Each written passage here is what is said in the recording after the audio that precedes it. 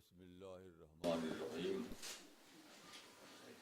وصلی اللہ علی النبی الکریم رب اشرح لی صدری ویسر لی امری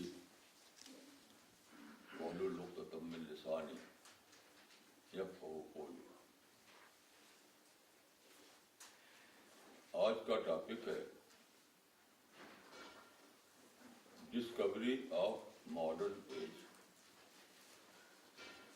دور جدید کی دریافت۔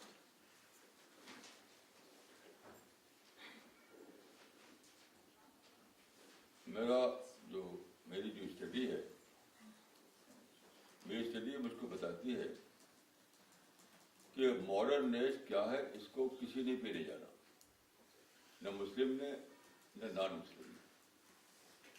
پوری دنیا بے خبر ہے، حتیٰ کہ جو لوگ ماڈرن ایج کے کریٹر ہیں وہ بھی اس سے بے خبر ہیں۔ کچھ بہت ہی جزئی قسم کی باتوں کو جانتے ہیں، یہ جانتے ہیں کہ ہوائی جہاز آ گیا، اوقار آ گئے، پیسہ کمانے کے نئے نئے مواقع کھل گئے، بس اتنے ہی بیٹا بیٹی کے مستقبل کو سنوارنے کے شکلیں بن گئیں۔ یہ سب بہت ہی زیادہ جزئی باتیں ہیں، یا صرف ماڈرن ایج نہیں ہے۔ اصل ماڈرن ایج یہ نہیں ہے۔ تو میرا اپنا جو مطالعہ ہے، میری جو اسٹڈی ہے، میں یہ کہہ سکتا ہوں کہ دنیا میں شاید کوئی ایک شخص بھی نہیں ہے جو جانتا ہو کہ حقیقتاً ماڈرن ایج کیا ہے، نہ مسلمانوں میں ہے نہ نان مسلم میں۔ ماڈرن ایج اللہ تعالیٰ کی پلاننگ ہے۔ دیکھیے، یہ دنیا کو پیدا کس نے کیا؟ اللہ تعالیٰ نے۔ دنیا کو کون چلا رہا ہے؟ اللہ تعالیٰ۔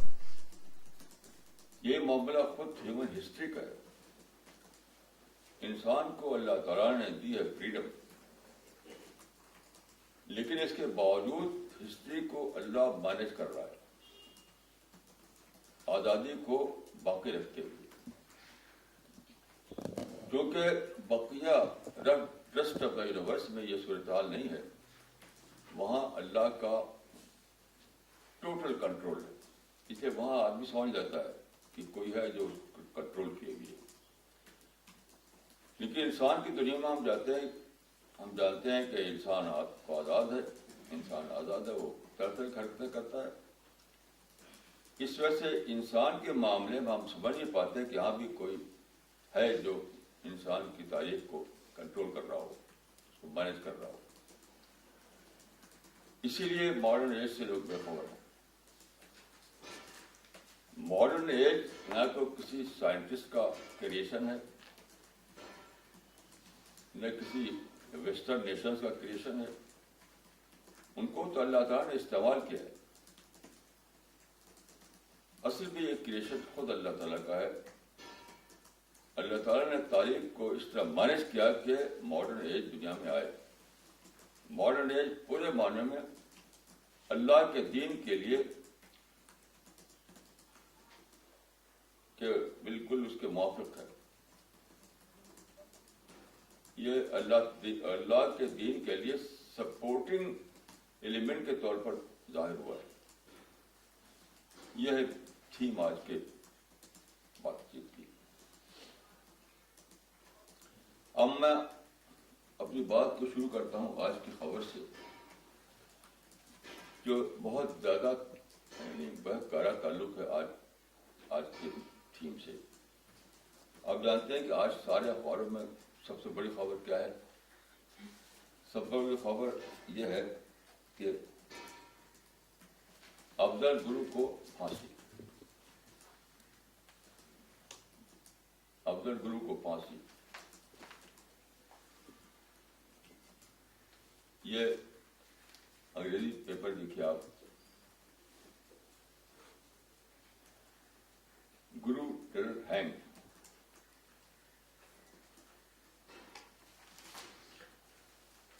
یہ کون ہے؟ یہ ایک مسلم ہے، اس کا آپ دیکھ رہے ہیں تصویر میں کچھ چہرے پر داڑھی ہے. خبر میں بتایا گیا ہے کہ جب اس کو پھانسی دی گئی تو اس سے پہلے اس نے 2 رکعت نماز پڑھی. اس کا تعلق کس گروپ سے ہے؟ اس کا تعلق ہے جیش محمد سے. یعنی محمد صلی اللہ علیہ وسلم کے مشن پر وہ سمجھتا ہے کہ میں چل رہا ہوں، اور اس نے تشدد کا پلان بنایا، اس کے نتیجے میں اس کو پھانسی ہوئی. تو اس واقعے پر لوگ طرح طرح سے کمنٹ کر رہے ہیں، لیکن میں نے ایک اور اعتبار سے لگا سوچنے اس واقعے کو لے کر. دیکھیں، کوئی آدمی جب ایسی جمپ کرتا ہے زندگی میں، ایسا رسک لیتا ہے، یہ بہت بڑا رسک تھا جو اس انسان نے لیا کہ میں جان سے مارا جاؤں گا، مجھے پھانسی ہوگی. اتنا بڑا رسک کیسے لیتا ہے آدمی؟ There must be some conviction. کوئی بہت بڑا یقین اس کے پیچھے ہونا چاہیے. یقین کے بغیر آپ اتنا بڑے اقدام نہیں کر سکتے جس کے بارے میں آپ کو پہلے سے پتا ہو کہ مجھے مرنا ہے، مجھے پھانسی ہونا ہے. تو وہ یقین کہاں سے آتا ہے؟ اور اس طرح کی ایک بات نہیں ہے، ہزاروں مسلمان اسی طریقے سے اپنی جانیں دے رہے ہیں. سوسائڈ بامبنگ کرتے ہیں، گھس جاتے ہیں کسی بلڈنگ میں گن لے کر کے، جانتے ہوئے کہ مجھے مارا جائے گا. ہزاروں مسلمان کیوں اپنی جانیں دے رہے ہیں؟ یہ کنوکشن آتا ہے کہاں سے؟ دیکھیں، یہ کنوکشن آتا ہے ان اویئرنیس سے، بے خبری سے. ہسٹری میں بہت سے ایسے واقعات ہیں کہ آدمی کو بے خبری میں بھی یقین ہو جاتا ہے، ان اویئرنیس سے بھی وہ بڑے بڑے اقدامات کرتا ہے، کیونکہ ایک فالس یقین ہوتا ہے. یہ ہے فالس کنوکشن. فالس کنوکشن بھی اتنا ہی پاورفل ہے اتنا کہ ٹرو کنوکشن.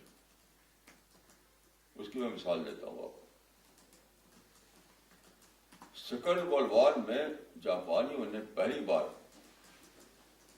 یہ واقعہ کیا تھا کہ اپنی باڈی سے بم باندھتے تھے. وہ ہوائی جہاز میں اوپر جاتے تھے، پھر ان کو ہوائی جہاز سے پیراشوٹ اتارا جاتا تھا، تو اپنے باڈی میں بم باندھ کر کے وہ دشمن کے جہاز کی چمنی میں گرا دیتے تھے. وہ زمانے میں بڑے بڑے جنگی جہاز ہوا کرتے تھے جس کو دشمن سمجھتے تھے، وہ امریکہ کو اپنا دشمن سمجھتے تھے. تو وہ اپنے باڈی سے بم باندھ کر کے جہازوں کی چمنی میں گرا دیتے تھے، اور دھماکہ ہوتا تھا اور جہاز اڑ جاتا تھا. اب غور کیجیے، سوسائڈ کرتے تھے وہ تو کس کنوکشن سے سوسائڈ کرتے تھے؟ وہ کیا وہ سمجھتے تھے کہ تشدد کے ذریعے وہ جاپان کو ایک بڑا ملک بنا سکیں گے. تشدد کے لیے، لیکن بڑا ملک بنانے، تشدد سے جاپان بڑا ملک بنانے. بات کو انہیں ڈسکوری ہوئی کہ ہم تو بیوقوفی کر رہے تھے، ہم تو نادانی کر رہے تھے. جاپان بڑا بن سکتا ہے پیس کے ذریعے سے، پاور آف پیس کے ذریعے سے، پاور آف وائلنس سے نہیں. تو اچانک سیکنڈ ورلڈ وار کے بعد جاپان نے یو ٹرن لے لیا. یو ٹرن دنیا کا سب سے بڑا پیسفل کنٹری بن گیا. اب انہوں نے کیا کیا؟ وائلنس کو چھوڑا اور ایجوکیشن میں ساری طاقت ڈائیورٹ کر دی. ایجوکیشن اور انڈسٹری.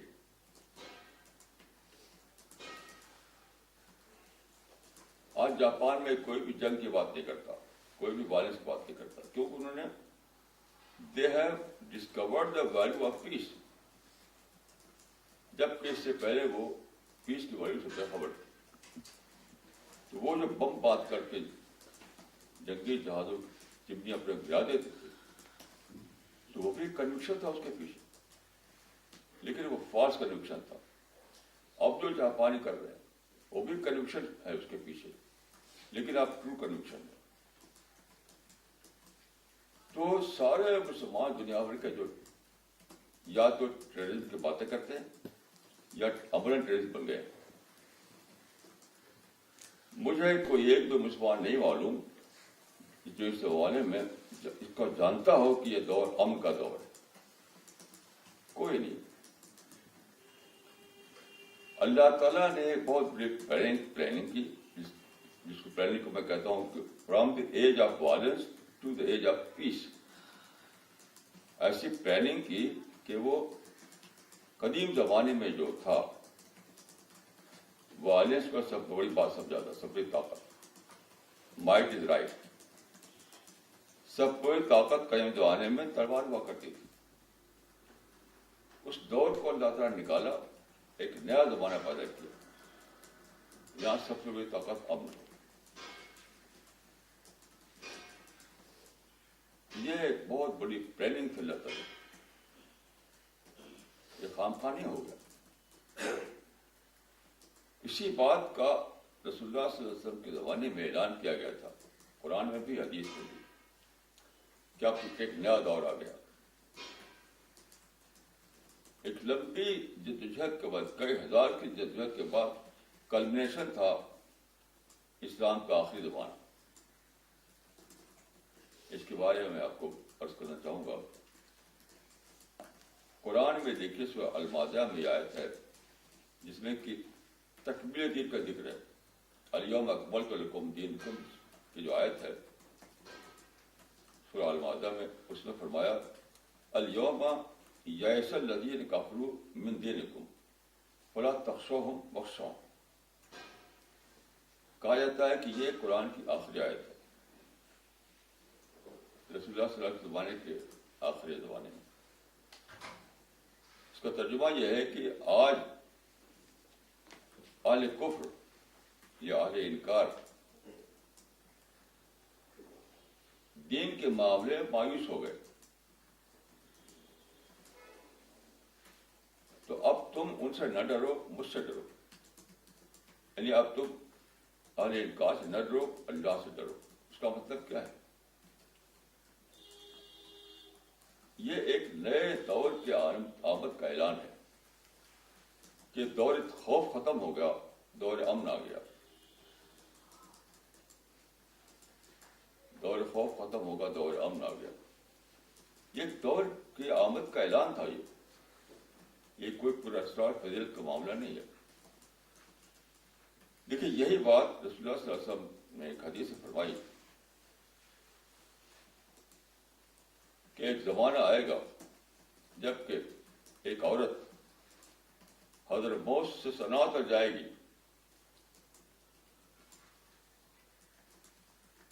تنہا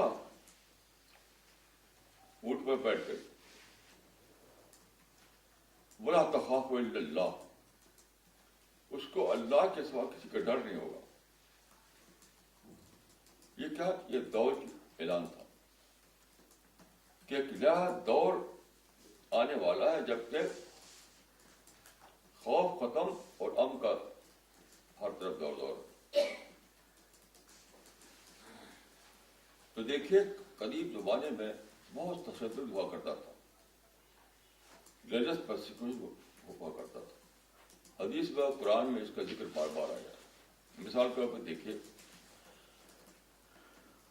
اور مسیح کے بعد کچھ لوگ جن کو اصحاب کہف کہا جاتا ہے, وہ توحید پر ایمان لائے.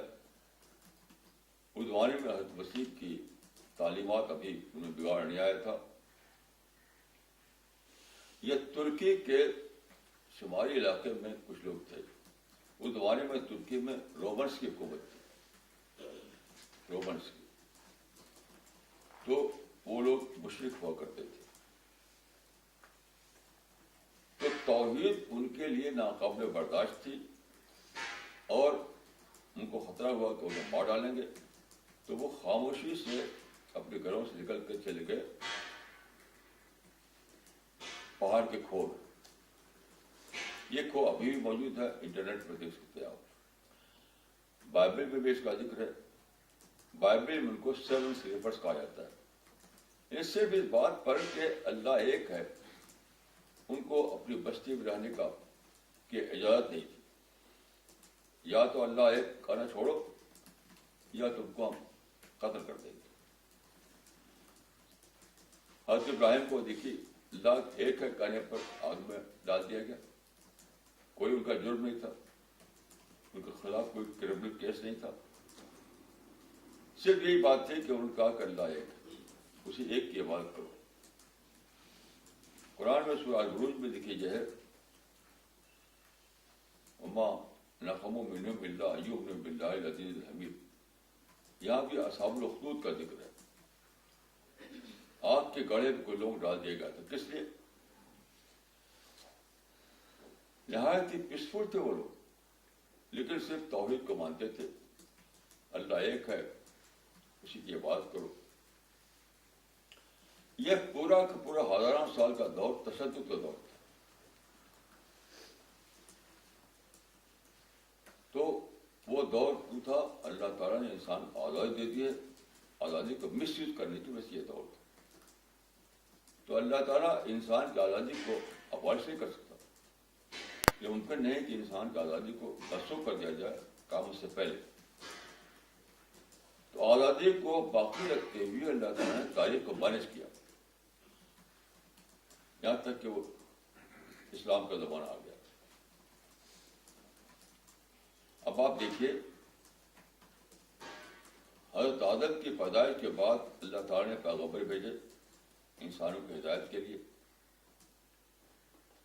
ایک کے بعد ایک پیغمبر آتے رہے، صبح ارسلنا رسولنا تترا. لیکن ایسا ہوا کہ پیغمبروں کی بات جو ہے بعض افراد نے تو مانی، لیکن جو ماسز تھے، جو عوام تھے، انہوں نے نہیں مانی. تو ساری تاریخ میں ہزاروں سال تک شرک کا کلچر رائج ہو گیا، ڈومینیٹ کرنے لگا، چھایا رہا. ہر چیز میں شرک، ہر چیز میں شرک، ہر چیز میں شرک. بڑے بڑے زمانے میں ٹیمپل بنتے تھے، اور اس زمانے میں شرک اور پولیٹیکل پاور دونوں ایک ہو گئے. یعنی مشرک بادشاہوں نے اپنے مفاد کے لیے شرک کو پیٹرنائز کرنے لگے. تو پولیٹیکل پاور کے زور پر شرک کو یہ ملا تھا موقع. یہ جو آپ سے میں نے عرض کیا کہ حدیثوں میں آیا ہے، قرآن میں آیا ہے، سر پر پارے چڑھا دیے گئے، ان کو آگ میں ڈال دیا گیا، ان کو قتل کر دیا گیا. تو خود اہل مذہب اتنا طاقتور نہیں ہوتے. اہل مذہب اور کنشپ کے دونوں میں جو اتحاد ہو گیا تھا، اس کی وجہ سے ایسا ممکن ہوا. یعنی بادشاہوں نے ایسا کیا، اور اہل مذہب ان کے ساتھی تھے. اس کو کہا جاتا ہے ڈسپوٹزم. پچھلا پورا زمانہ ڈسپوٹزم کا زمانہ ہے. تو تاریخ جو ہے ڈسپوٹزم سے ڈیموکریسی کی طرف لائی گئی ہے کہ اللہ تعالیٰ کے مینجمنٹ ذریعے سے.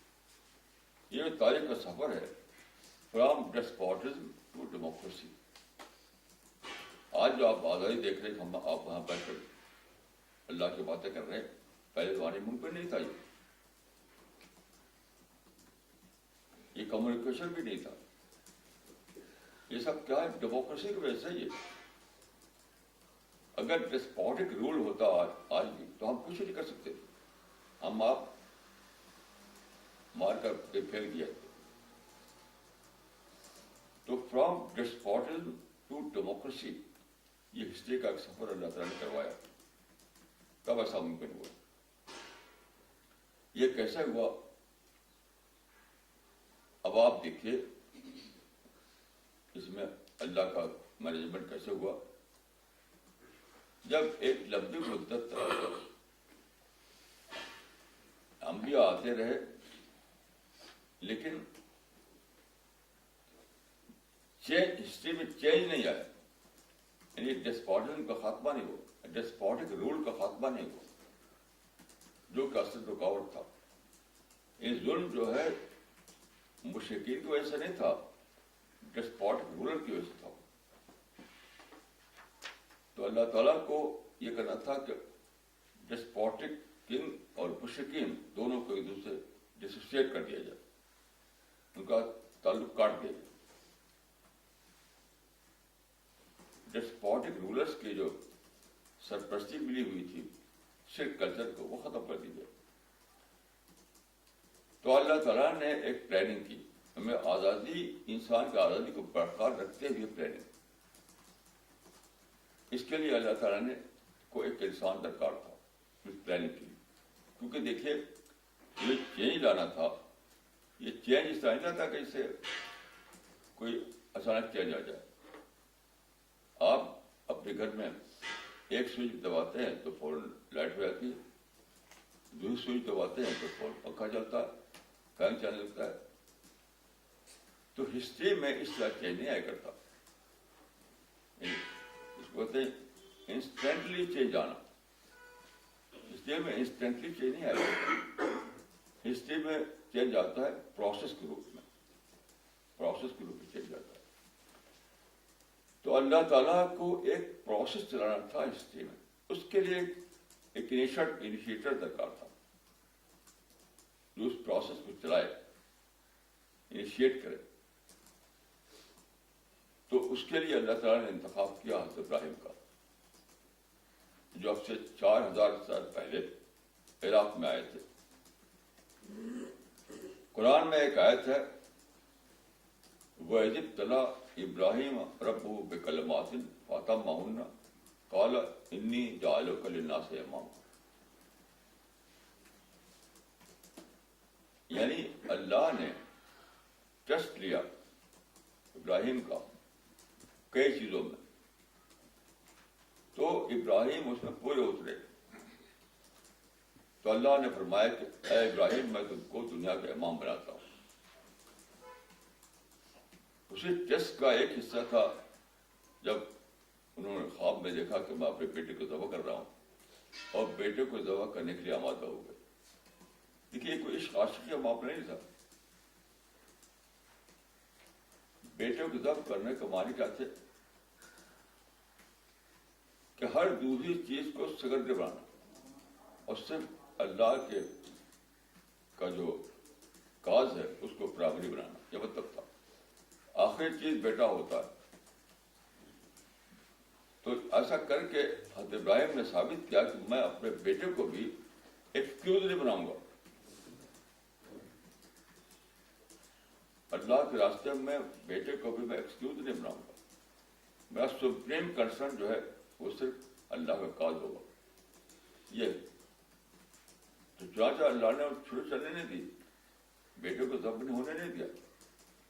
کیونکہ اصل چیز تو نہیں رہا تھا کہ کسی بھی چیز کو وہ اللہ کے کاز کے مقابلے میں، جو کاز تھا اس کے مقابلے میں ایکسکیوز نہیں بنائیں گے. تو ان کا انتخاب ہو. سوال ہے کہ یہ جو فرمایا کہ انی جاعلک للناس اماما، کہ میں تم کو ساری دنیا کے امام بنانے والا ہوں، یعنی لیڈر آف مین کائنڈ. یہ لیڈر آف مین کائنڈ کیا چیز ہے؟ ساری دنیا کے لیڈر کیا مطلب ہے اس کا؟ اچھا دیکھیے، آپ جانتے ہیں کہ حضرت ابراہیم جو ہے وہ پیغمبر ہیں، صرف اسلام پہ نہیں، کرسچن بھی ان کو اسی درجے میں مانتے ہیں، جو بھی ان کو اسی درجے میں مانتے ہیں. تو تینوں بڑے سیپریٹک ریلیجنس کے وہ بڑے مانے جاتے ہیں. چنانچہ جس طرح قرآن میں ذکر ہے ان کا، اس طرح بائبل میں بھی ذکر ہے. بائبل میں بہت تفصیل سے آپ پڑھیے جینیسس چیپٹر جینیسس، اس میں یہ آیت ہے، یعنی چیپٹر 18 اور ورس 18 کہ all the nations of the world, all the nations, اللہ تعالیٰ نے ابراہیم کے بارے میں کہا. آپ بابل میں دیکھ لیجیے کہ حضرت ابراہیم کے بارے میں اللہ تعالیٰ نے کہا کہ all the nations of earth shall be blessed in him, یعنی زمین کی تمام قومیں ابراہیم کے ذریعے برکت پائیں گی. زمین کی تمام قومیں. یہ ایک سوال ہے کہ کیا مطلب ہے اس کا؟ یعنی قرآن میں ہے کہ اللہ تعالیٰ نے ان کو لیڈر آف مینکائنڈ بنا دیا. بائبل میں ہے کہ زمین کی تمام قومیں ان کے ذریعے بلیسنگ ملے گی. تو کیا مطلب ہے اس کا؟ اس کو آپ تلاش کیے تو نہ تو قرآن کی کمنٹری میں کہیں ملے گا آپ کو جواب، اور نہ بائبل کی کمنٹری میں. یہاں تک کہ غالباً اس پر کوئی ایک کتاب بھی نہیں لکھی گئی، نہ مسلمانوں نے لکھا، نہ جو نے لکھا، نہ کرسچن نے لکھا. یہ ابھی تک پورا سرا بنا ہوا، پورا سرا انٹولڈ اسٹوری بنا ہوا. کیوں؟ جتنی چیزیں لوگ سمجھتے ہیں اپنے مائنڈ میں جو ہے وہ اپلیکیبل نہیں ہے، اسے کنفیوژن میں مبتلا ہوں. مثلاً اگر آپ یہ سمجھتے ہیں کہ حضرت ابراہیم کے ذریعے سے لوگوں کو آئیڈیالوجی ملی، ڈیوائن آئیڈیالوجی یا آئیڈیالوجی آف توحید، تو اپلیکیبل اپلائی نہیں ہوتا یہ، کیونکہ آئیڈیالوجی تو قرآن سے ملی ہے. محفوظ کتاب توحید کی قرآن ہے. حضرت ابراہیم کے جو صحیفے تھے وہ تو کہیں ملتے نہیں. جو صحف ابراہیم جن کو آیا تھا وہ تو معدوم ہو گئے. تو where is that ideology given by prophet Abraham? جو عقیدے کی بات ہو گئی. تو عملاً جو ہے دیکھیے پریکٹیکلی آج آئیڈیالوجی کے معنی میں خدا کا دین کا مقصد جو ہے وہ صرف قرآن ہے.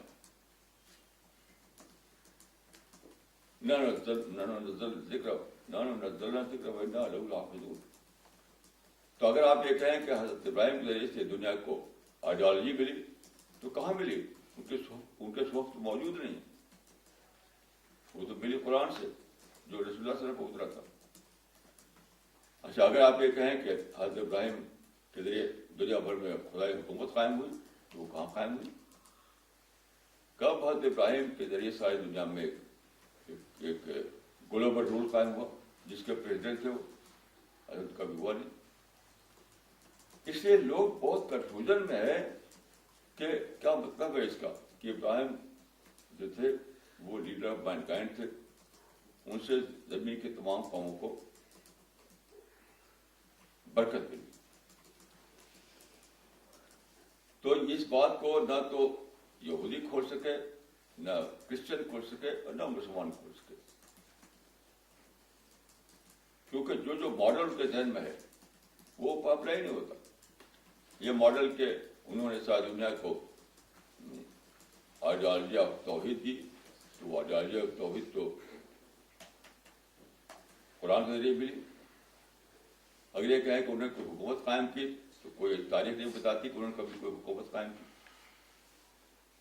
حتیٰ کہ جس کو ہم سنت کہتے ہیں، یعنی زندگی کا ماڈل، ہم دنیا میں زندگی کیسے گزارے، تو سنت کا بھی جو ماڈل ہے ہمارے پاس وہ رسول اللہ صلی اللہ علیہ وسلم کا ہے. حضرت ابراہیم کے بارے میں تو کچھ معلومات نہیں، بہت ہی کم معلومات ہے، بہت تھوڑی.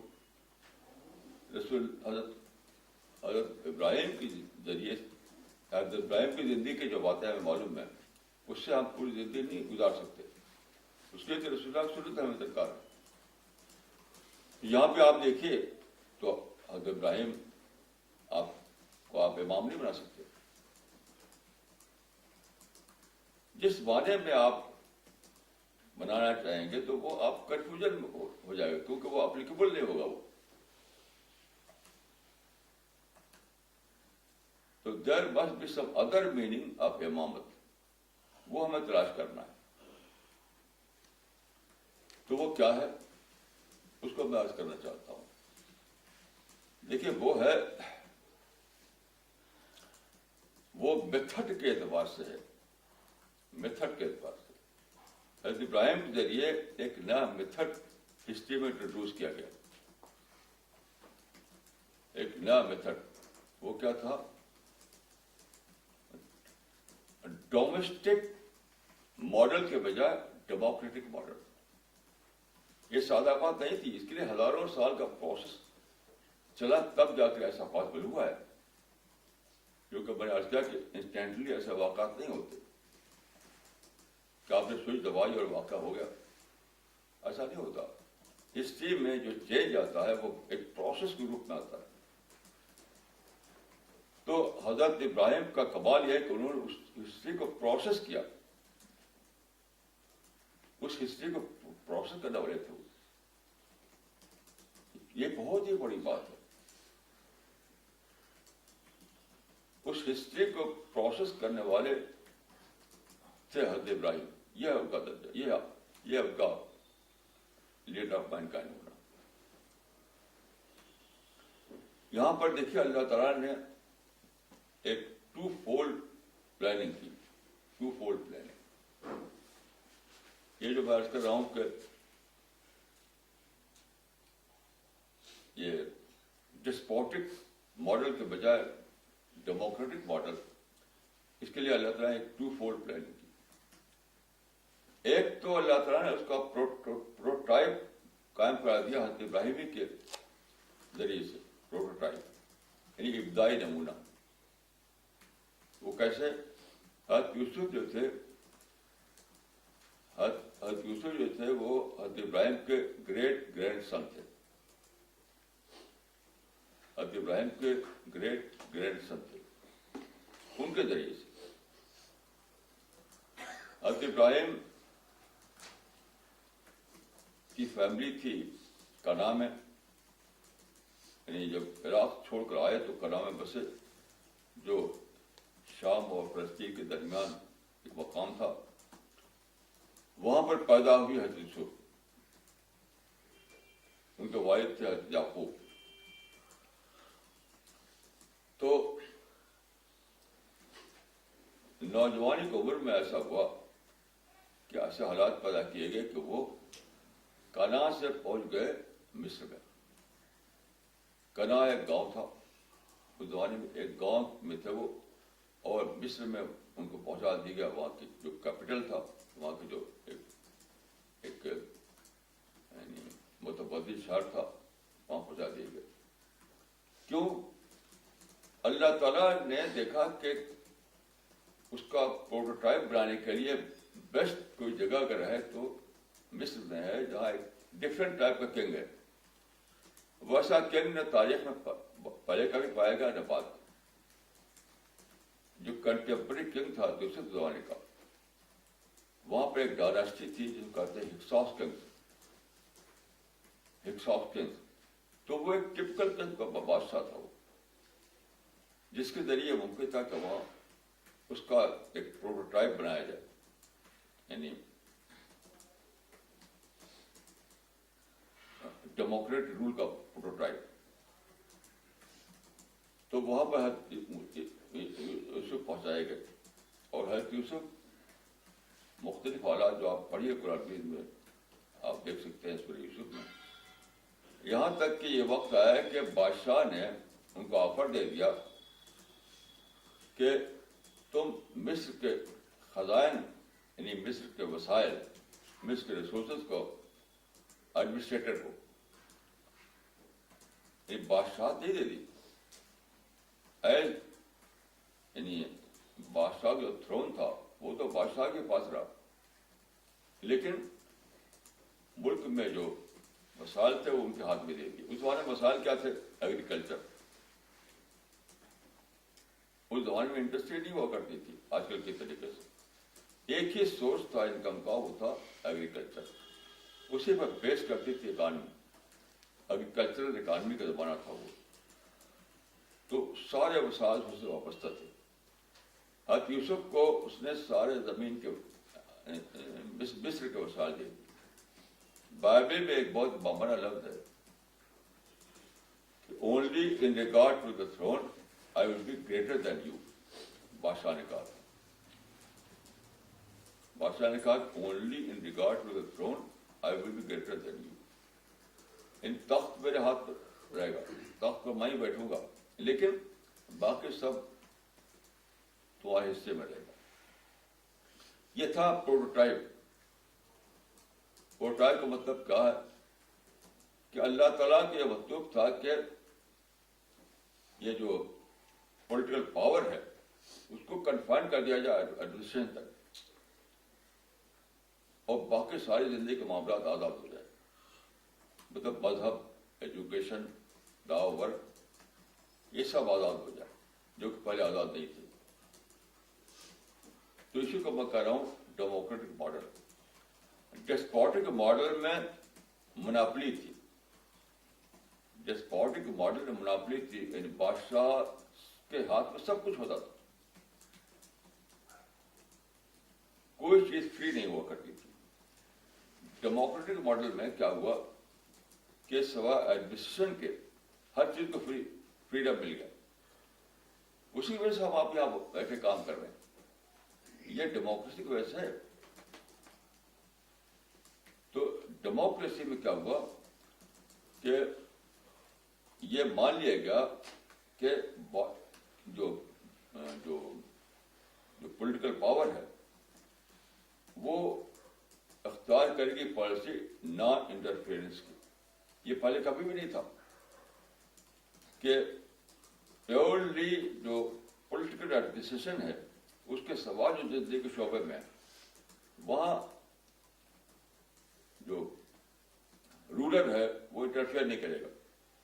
یہ تھا policy of non interference in other matters. یعنی ایک لفظ میں جو چینج ہے دنیا میں آیا اس کو میں کہوں ایک جو چینج ہے چینج وہ یہی ہے, پالیسی آف نان انٹرفیئرنس. یہ نہیں تھے پہلے زمانے. پہلے جو مارتے تھے, آگ میں ڈالتے تھے, قتل کرتے تھے, اسی لیے تھا کہ وہ انٹرفیئر کرتے تھے. وہ ہر چیز میں انٹرفیئرنس, ہر چیز میں انٹرفیئرنس, ہر چیز میں انٹرفیئرنس. تو اس کا ایک پروٹوٹائپ اللہ تعالیٰ نے بنوایا اس میں حضرت یوسف علیہ السلام.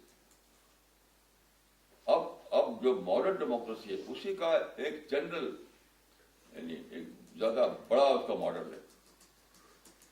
چھوٹا ماڈل تھا یوسف کے زمانے میں, وقتی تھا, وہ ٹیمپرری تھا. اب تو یونیورسل ہے.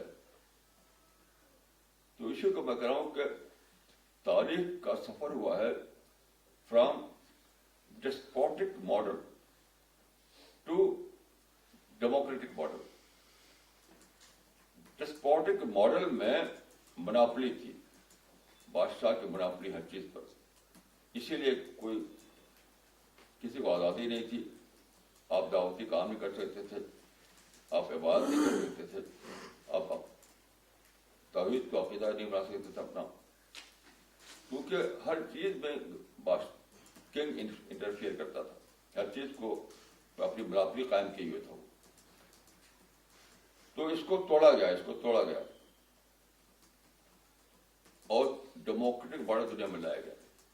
اس کا آغاز دیکھ کہاں سے ہوا تو حضرت ابراہیم کے گریٹ گرینڈ سن کا بھی ایک طرف تو پروٹوٹائپ بنایا گیا مصر میں, دوسری طرف ان کے جو حضرت ابراہیم کے جو بیٹے تھے اسماعیل, ان کی ماں جو کہ ہاجرہ, ان کے ذریعے سے ایک نسل بنائی گئی. ان کو حضرت ابراہیم نے بسا دیا عرب کے سالہ میں, اور تقریباً 2000 تک وہاں توالد تناسل ہوتا رہا, یعنی جنریشن آفٹر جنریشن. یہاں سے ایک قوم بنی, ایک ڈفرینٹ ٹائپ کی قوم جو سارا میں بنی تھی.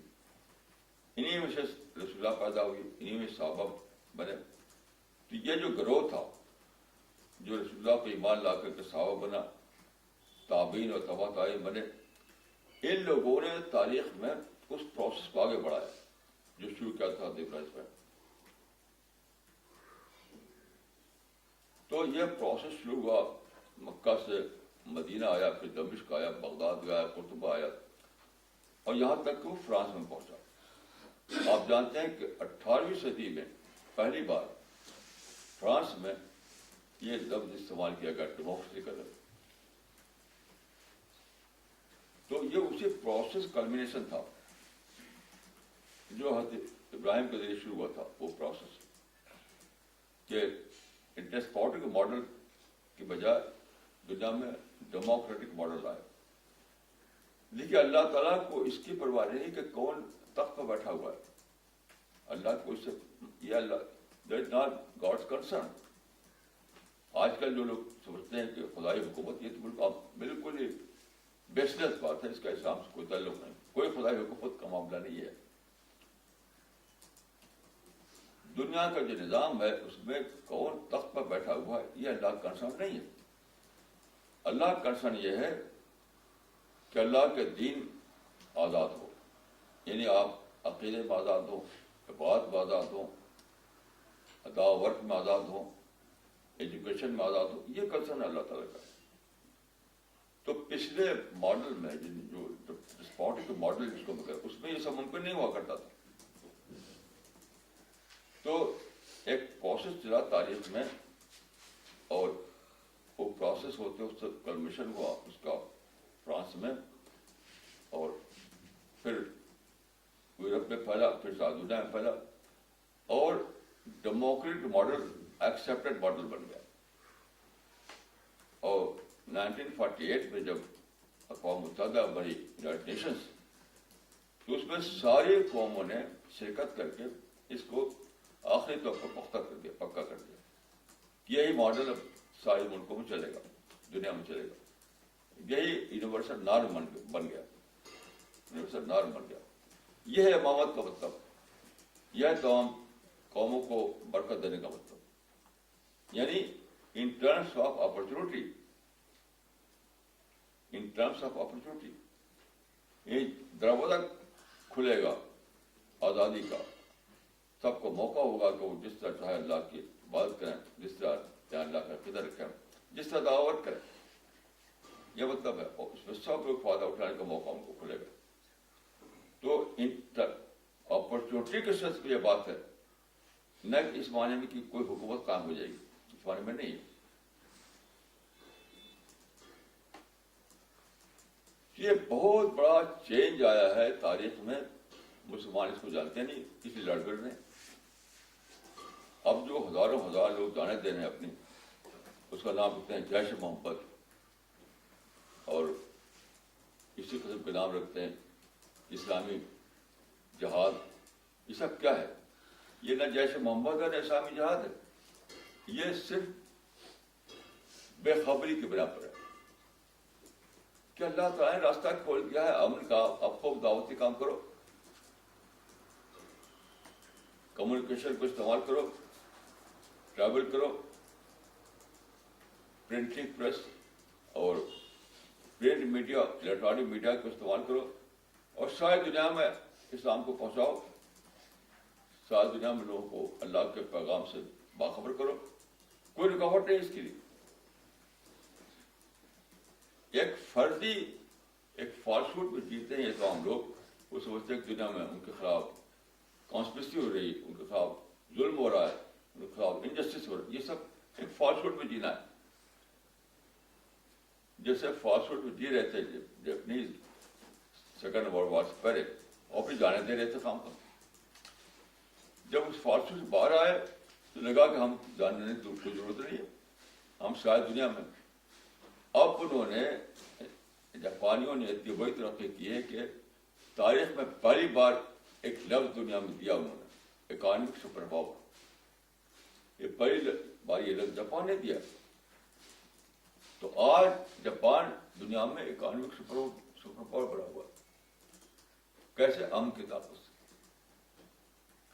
ایسا ہی اسلام جو ہے آج دعوی سپر پاور بننے کے سارے چانسز اس کے لیے، آئیڈیالوجیکل سپر پاور۔ یعنی اسلام اس وقت پوری طرح اس امکان کے سامنے کھڑا ہوا ہے کہ آپ اس کو آئیڈیالوجیکل سپر پاور بنائیں، جدید موقع کا استعمال کر کے۔ یعنی جو ماڈرن اس زمانے میں کیا ہے دیکھیے، مکمل آزادی ہے، کوئی رکاوٹ آپ کو نہیں، کچھ بھی رکاوٹ نہیں، ریلیجس فریڈم آ گیا دنیا میں، ریلیجس پرسیکیوشن ختم ہو گیا، پرنٹ میڈیا، الیکٹرانک میڈیا، سفر جہاں چاہے وہاں کیجیے۔ اللہ تعالیٰ نے ایک نیا چیز پیدا کر دی، ٹورزم، ملین لوگ یہاں سے وہاں جا رہے ہیں، وہاں سے وہاں جا رہے ہیں، یعنی مدعو جو ہے دائی کے پاس پہنچ رہا ہے، مدعو دائی کے پاس پہنچ رہا ہے۔ تو مواقع کا ایک سیلاب ہے، فلڈ آف اپرچونیٹیز، لیکن بے خبر ہیں تو کیا ہے، اپنے خام کا پھانسی چڑھا رہے ہیں، اپنے گولی بلوا رہے ہیں، سوسائڈ بامبنگ کر رہے ہیں۔ تو اسی لیے آج کا ٹاپک میں نے رکھا ہے ڈسکوری آف ماڈرن ایج، کہ ماڈرن ایج جو لے کے آیا ان کے لیے بلیسنگ، یہ تو بلیسنگ ہے۔ تو خود ویسٹرن ورلڈ بھی نہیں جانتا ہے اس کو۔ ویسٹرن ورلڈ کیا جانتا ہے کہ مٹیریل فائدہ اس سے حاصل کرو، یعنی ایک مٹیریل سینس میں اس کو لیتے ہیں، وہ مٹیریل گین کے سینس میں، بس وہ نہیں سمجھتے کہ اللہ کے دین کے اعتبار سے کیا مواقع کھولے، اس کا سینس نہیں لیتے وہ۔ اور مسلمان تو بالکل ہی بے خبر ہے۔ تو دیکھیے اللہ تعالیٰ کو کیا مطلوب ہے، and what is the creation plan of God, وہ یہ ہے کہ انسان اس دنیا میں سچائی کو ڈسکور کرے، سچائی کو کھڑا ہو، ایک اللہ کو مانے، ایک اللہ کی عبادت کرے، اور پھر اسی کا دعوت اور تبلیغ کے ذریعے دوسروں تک پہنچائے۔ یہ سپریم کنسرن اللہ تعالیٰ کو چاہیے، حکومت کا کام کرنا یہ اللہ کا کنسرن نہیں، وہ ایک انسانی فنامنا ہے۔ تو اس کے لیے جو رکاوٹیں تھیں وہ سب رکاوٹیں آج ختم ہو گئی۔ ان رکاوٹوں کا جو بیسک سبب تھا وہ تھا اس لیے قدیم زمانے میں ڈسپوٹزم تھا۔ ڈسپوٹزم کہتے ہیں یعنی استبدادی حکومت، تو ڈسپوٹک رول جو قدیم زمانے میں راج تھا، اس کی وجہ سے یہ مسائل سب تھے۔ تو ڈسپوٹزم کو ختم کیا اللہ تعالیٰ نے، انسان کی آزادی کو باقی رکھتے ہوئے ایسے اسباب پیدا کیے، ایسا پروسیس جاری کیا ہسٹری میں کہ ہوتے ختم ہوگا اس کا، اور پھر سارے موقع کھل گئے۔ یہ سفر جو ہے فرام ڈسپوٹزم ٹو ڈیموکریسی کا سفر ہے۔ تو اللہ تعالیٰ نے شروع ہی میں حضرت یوسف کے ذریعے سے اس کا ایک پروٹوٹائپ دکھا دیا تھا کہ بادشاہ تخت پر بیٹھا رہے وہ، اور ساری مواقع آپ کو حاصل ہیں۔ غور کیجئے کہ سورہ یوسف میں حضرت یوسف کے معاملے کو اصل القصص کو کہا گیا۔ اصل القصص کا مطلب بیسٹ اسٹوری، یعنی حضرت یوسف کی اسٹوری بیسٹ اسٹوری ہے۔ یہ کوئی رومانٹک سینس میں نہیں ہو سکتا، یہ پیغمبر کے اعتبار سے لینا پڑے گا آپ کو۔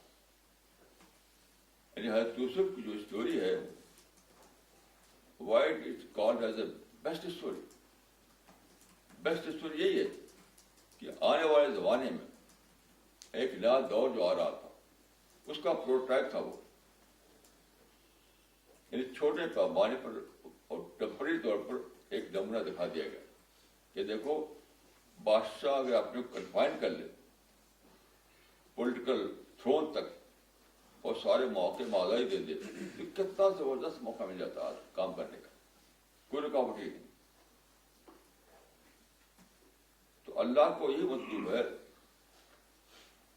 کہ دین کے معاملے میں آزادی ہو، ایمان، عقیدہ، عبادت، تبلیغ، اس معاملے میں آزادی ہو۔ باقی جہاں تک پولیٹیکل پاور کی بات ہے وہ سوشل کنڈیشن پہ ڈپینڈ کرے گا، یعنی الیکشن ہوگا اور فری اینڈ فیئر الیکشن، اس میں لوگ ووٹ دیں گے اور جو جیتے گا وہ رول کرے گا 5 سال کے لیے. پھر نئی ٹیم آئے گی, وہ چلتا رہے گا. That is a social process. لیکن جو اصل جو ہے کام, اصل یہ کیوں ہے, اللہ کی نظر میں اصل چیز یہ ہے کہ آدمی اپنے آپ کو جنت کے لیے ڈیزرونگ کینڈیڈیٹ بنائے. یہ سارا معاملہ جو ہے اللہ تعالیٰ نے جو کیا ہے وہ اس لیے کہ اللہ نے ایک بہت ہی آئیڈیل ورلڈ بنایا ہے, ایک پرفیکٹ ورلڈ بنایا ہے جس کو ہم پیراڈائز کہتے ہیں, جنت کہتے ہیں. تو سارا معاملہ یہ ہے کہ جنت میں سیٹل کرنے کے لیے افراد اللہ تعالیٰ کو چاہیے. تو پوری ہسٹری میں کیا ہے, افراد کا سلیکشن ہو رہا ہے. پوری ہسٹری سے افراد کا سلیکشن ہو رہا ہے. تو سلیکشن کرنے کے لیے کیا چاہیے, آزادی چاہیے. اگر یہاں ڈسپوٹزم ہو تو سلیکشن کا کام نہیں ہو سکتا. تو ڈسپوٹک ماڈل جو تھا وہ پرماننٹ ریکارڈ بنا ہوا تھا اللہ کی اسکیم میں کہ لوگ سوچیں, تدبر کریں, وہ ڈسکور کریں سچائی کو, وہ اپنے آپ کو جنت کے لیے اپنے اندر یعنی وہ پرسنالٹی ڈیولپ کریں جو جنت کے قابل ہو, دعوت کریں, تبلیغ کریں. یعنی سارا جو پیسفل ورک ہے نان پولیٹیکل وہ سب کھل جائے. بس یہ اللہ تعالیٰ, تاکہ جس کو جو چاہے کہ وہ اپنے آپ کو پیراڈائز کے لائق بنائے تو بنائے, اس کو دروازہ کھلا ہوا اس کے لیے.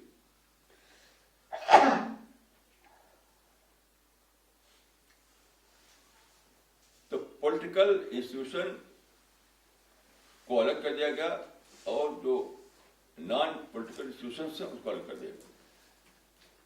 یہ سادہ بات نہیں ہے, یہ بہت ہی بڑی بات ہے, کیونکہ تاریخ کو آپ دیکھیں تو قدیم دور میں یہی علیحدگی نہیں تھی کہ پولیٹیکل انسٹیٹیوشن جو تھا وہ الگ نہیں تھا, اور نتیجہ کیا ہوتا کوئی آزادی نہیں تھی. پولیٹیکل انسٹیٹیوشن یا ایڈمنسٹریٹو انسٹیٹیوشن کو چھوڑ کر کے جو دوسرے شعبے ہیں, یعنی تعلیم کا شعبہ, دین کا شعبہ, دعوت کا شعبہ, تبلیغ کا شعبہ, اصلاح کا شعبہ, اپنے پیراڈائز کی لیے اپنی پرسنالٹی ڈیولپمنٹ کا شعبہ, یہ سارے بہت بڑی سرگرمیاں ہیں جو آزادی چاہتی ہیں. آزادی تو وہ رکا ہوا تھا ڈسپوٹزم کی وجہ سے. تو اللہ تعالیٰ نے ایک ایسا پروسیس چلایا حضرت ابراہیم کے ذریعے سے کہ دنیا میں آخرکار اب یہ جو صدی ہے یہ اس کی کلمیشن ہوا ہے 19 صدی میں. یہ جو 2 صدی جو گزری ہے 19 صدی اور 20 صدی, یہ پورا فل فلیج تھا معاملہ. یہ پورا ڈیموکریٹک ماڈل دنیا میں آ گیا. لیکن مسلمانوں کے لیڈر اٹھے, جو ان کے رہنما اٹھے, وہ اس سے بے خبر رہے. کہ یہ تو اللہ تعالیٰ کی پلاننگ تھی کہ ایسا دور دنیا میں آئے. وہ کسی اور لحاظ سے سوچتے رہے, جیسے جاپنیز سوچتے رہے. جاپنیز کسی اور لحاظ سے سوچ کے وہ اپنے آپ کو خامخواہ ہلاک کرتے رہے. یہ نہیں جانا کہ ایک نیا دور, دیکھیے سیکنڈ ورلڈ وار کے زمانے میں ایک نیا دور آ چکا تھا, سائنٹیفک ایجوکیشن کا دور, انڈسٹری کا دور, کمیونیکیشن کا دور, امپورٹ ایکسپورٹ کا دور. یہ سارا دور آ چکا تھا, لیکن جاپنیز سے بےخبر تھے. میں اپنے بچپن کے زمانے کی مجھے آپ کو یاد ہے کہ جاپان کا مطلب کیا ہوتا تھا, کھلونے. جاپان سے کھلونے آتے تھے, تماشے والے کھلونے, وہی ہم لوگ جانتے تھے کہ جاپان میں یہ بن رہا ہے. اس وقت جاپان جانتا تھا صرف کھلونے بنانا, وہ پتہ نہیں تھا اس کو, سائنٹیفک ایجوکیشن کا پتہ نہیں تھا, ماڈرن انڈسٹری کا پتہ نہیں تھا. یہ پتہ نہیں تھا کہ جاپان میں سامان بنا کر کے دنیا بھر میں ایکسپورٹ کرو. یعنی ایک ہی ملک میں آپ بیٹھے ہوئے ہیں اور ساری دنیا میں ایکسپورٹ بزنس چلا رہے ہیں کسی امپائر کے بغیر. قدیم زمانے امپائر کے ذریعے لوگ ملکوں کو قبضہ کیا کرتے تھے. اب اس کی ضرورت نہیں ہے. اب تو آپ انڈسٹری لگائیے, سامان تیار کیجیے اور ایکسپورٹ بزنس کھول دیجیے, ساری دنیا اپنا سامان بھیجیے. یہ سب کر کے جاپان اکانومک پاور بن گیا. لیکن اس سے بے خبر تھے وہ لوگ. انہیں خام کو آپ ہلاک کر رہے. یہی حال مسلمانوں کا ہے کہ دور جدید میں جو موقع کھلا ہے اس سے بالکل بے خبر ہے. انہیں پتہ ہی نہیں کہ ڈیموکریسی کیا چیز ہے, آزادی کیا چیز ہے. کس طرح یہ ممکن ہو گیا ہے کہ اسلام کو آئیڈیالوجیکل سپر پاور بنا سکے. اس کو جانتے نہیں وہ تو غیر لڑنے مر رہے. اگر ان مسلمانوں کو یہ خبر ہو جائے تو وہی یو ٹرن ان کے آئے گا جو جاپان میں آیا. سیم یو ٹرن, وہی یو ٹرن آئے گا.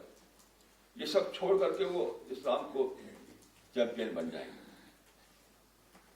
اسلام کے چیمپئن بن جائیں گے. تو اب جس نئے دور کا انتظار ہے تاریخ کو, یہ نہیں کہ دنیا بھر میں اسلام کی حکومت قائم ہو جائے.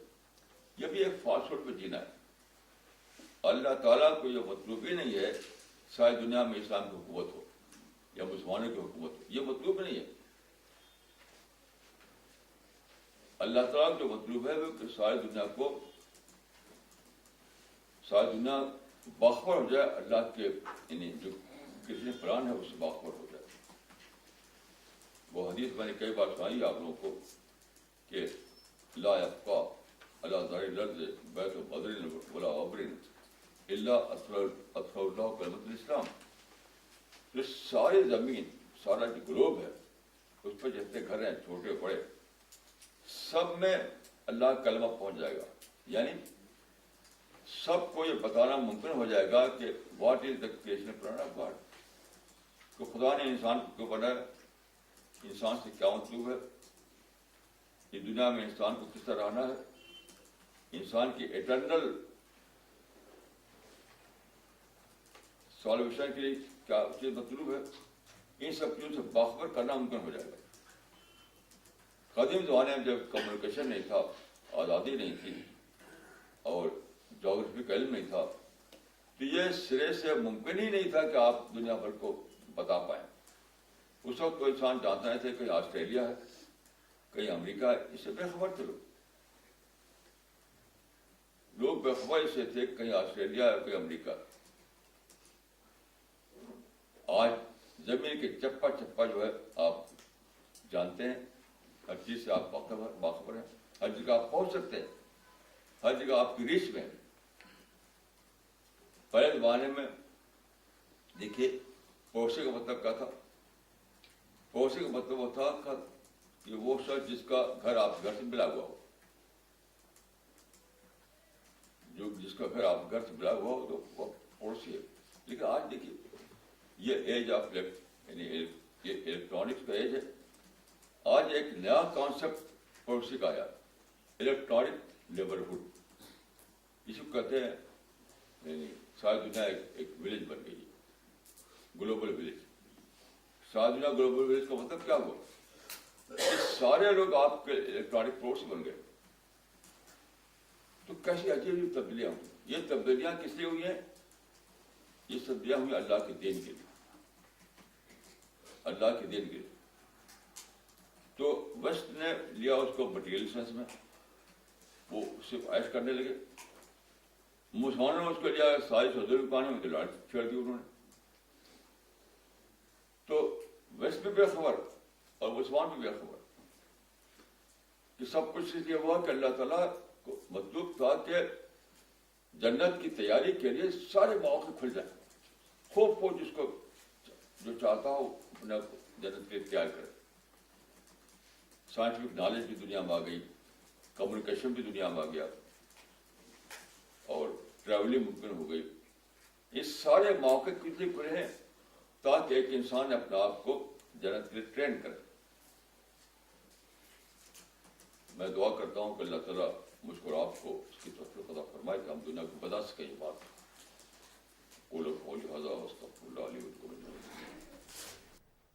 مولانا اگلا سوال آیا ہے، بھیجنے والے نے لوکیشن نہیں لکھی ہے، نام بھی نہیں لکھا ہے. سوال یہ ہے مولانا، a cleric told that Japan is successful because of its being a follower of US and not because of it has adopted a peaceful policy. So یہ تو کسی یعنی ایسے آدمی کی اسٹڈی نہیں کی. فالوورس ہونے سے کیا ہوا؟ فالوور تو بہت سے لوگ کسی نے ترقی نہیں کی. فالوور ہونے سے ترقی کر جائے گا؟ خود امریکہ نے ہوتی ترقی کر سکا. میں جو امریکہ گیا تھا ایک بار تو میں نے دیکھا کہ سڑکوں پر سب سے شاندار جو ایڈورٹائزمنٹ بورڈ لگے ہوئے تھے وہ جاپان کے تھے. جاپان گھسا ہوا خود امریکہ میں. اور آج جو ہے آج کی خبر آپ دیکھ لیجیے کہ آج کی جو خبر یہ ہے کہ ٹریڈ کے معاملے میں چائنا سپرسیڈ کر گیا, یو ایس ایس آگے بڑھ گیا. تو جب امریکہ تو خود ہی نہیں ترقی کر پا رہا, اس کو فالو کرنے سے کہاں ترقی کرے گا؟ یہ تو کوئی بات نہیں, یہ تو بالکل ایک اسٹوپڈ بات ہے. You must discover some principle. Follow کرنا کیا ہے؟ پرنسپل یہی ہے. اور اگر آپ کو شک ہو تو آپ کتاب پڑھ لیجیے, ایک کتاب ہے دی اسٹوری آف جاپان. یہ تو آپ نے اپنے مائنڈ سے نکالا, کسی نے ایک شوشہ نکال دیا ہوگا. ایک کتاب ہے اسٹوری آف جاپان, اس کو آپ پڑھیے کہ جاپان کی ترقی کا راز کیا ہے, اس کو پڑھیے آپ. مولانا اگلا سوال دلی سے ہے, شاہ نواز ظفر صاحب کا. انہوں نے لکھا ہے, please explain about the advent of Mahdi and Isa علیہ السلام.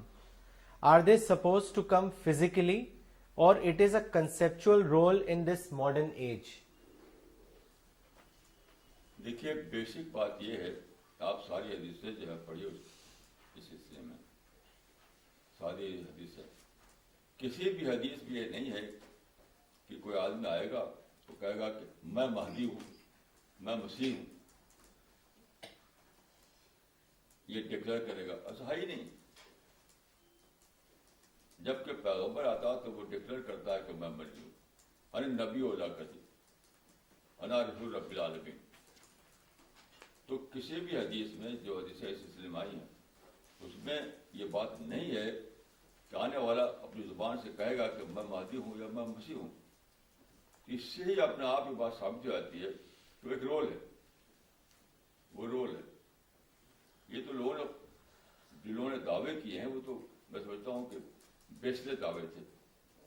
جنہوں نے کہا کہ میں مہدی ہوں, جنہوں نے کہا کہ میں مسیح ہوں, یہ بیسلے دعوے تھے. یہ کہاں سے بول رہے ہیں وہ, جب حدیثوں پہ بات ہے نہیں کہ آنے والا دعویٰ کرے گا, تو آپ کہاں دعویٰ کر رہے ہیں؟ تو ان حدیثوں میں کہیں بھی یہ نہیں ہے کہ آنے والا اپنی زبان سے بولے گا کہ میں مہدی ہوں, میں مسیح ہوں. اسی سے ثابت ہوتا ہے کہ وہ ایک رول کی بات ہے, اور رول کا علم اللہ تعالیٰ کو ہے, کہ اللہ کو پتہ ہے کس نے یہ رول کیا, کس نے نہیں کیا. ہم آپ اس کو ڈٹرمن نہیں کر سکتے. مولانا اگلا سوال دلی سے ہے, جمیل اختر خان صاحب کا. انہوں نے لکھا ہے, جاپان کی ترقی کو سبھی لوگ مانتے ہیں مگر تہذیب کے اعتبار سے ویسٹرن سویلائزیشن کا غلبہ ہے, نہ کہ جاپنیز سویلائزیشن کا.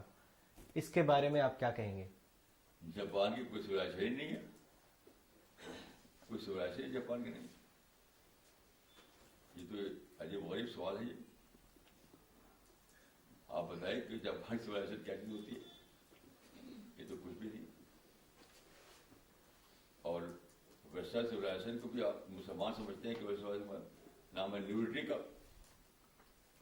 ننگا پن ہونے کا. مسلمان یہ بھی نہیں جانتے کہ واٹ از ویسٹرن سویلائزیشن.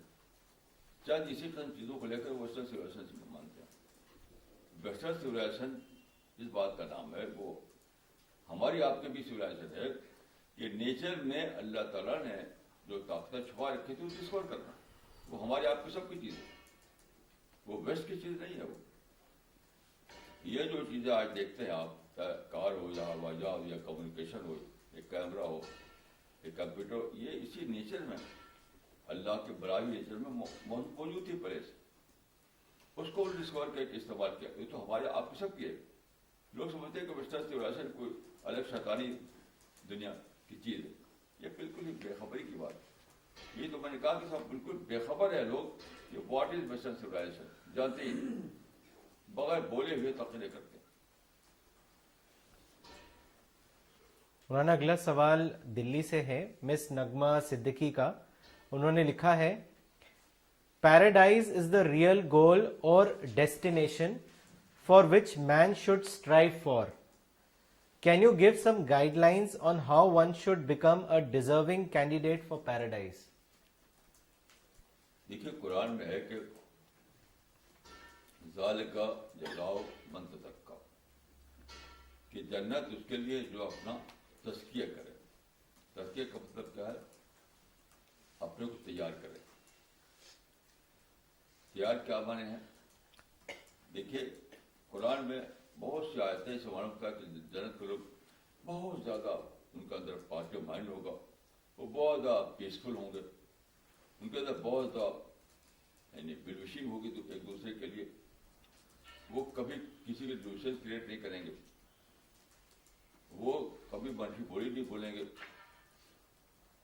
وہ الحمدللہ قرآن میں ہے کہ وقیل الحمد للہ رب العالمین، وہ حمد خداوندی میں جئیں گے، یعنی خدا گلوری میں جئیں گے. یہ ساری صفتیں پیدا کیجیے. یہ تو قرآن میں آپ دیکھ سکتے ہیں. قرآن میں ہے کہ فی مقعد صدق عند ملک مقتدر، جنت والے اللہ کے پاس سچائی کی سیٹ پر ہوں گے. اب یہ سمجھیے کہ جس کے اندر واقع وہ پرسنالٹی ہوگی جو سچائی والی پرسنالٹی. آج کل تو بس ہر آدمی جھوٹ بولتا ہے، کوئی ڈائریکٹ کوئی انڈائریکٹ، جس کو دیکھیے وہ جھوٹ بولتا ہے. مجھے تو کوئی آدمی نہیں معلوم جو جھوٹ نہ بولتا ہو. کوئی نیکڈ جھوٹ بول رہا ہے، کوئی بیوٹیفل جھوٹ بول رہا ہے. تو کیا ایسے لوگ ڈائریکٹ وہاں بیٹھے قابل نہیں ہو سکتے؟ فی مقعد صدق عند ملک مقتدر.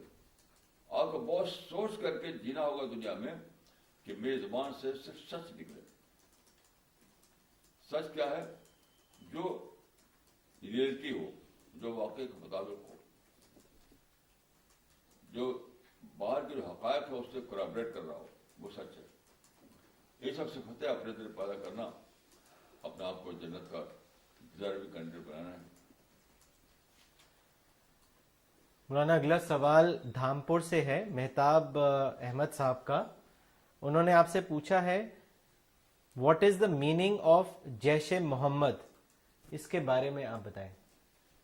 یہ لفظی میننگ تو ہے محمد کا لشکر. جیش مانے لشکر، آرمی. تو اس کا مطلب ہے کہ محمد کا جو مشن تھا اس مشن کو فلفل کرنے کے لیے لوگ سمجھتے ہیں کہ ہم نے ایک آرمی بنائی ہے اور اس مشن کو ہم پورا کر رہے ہیں. یہ فاسٹ فوڈ میں جیتے ہیں.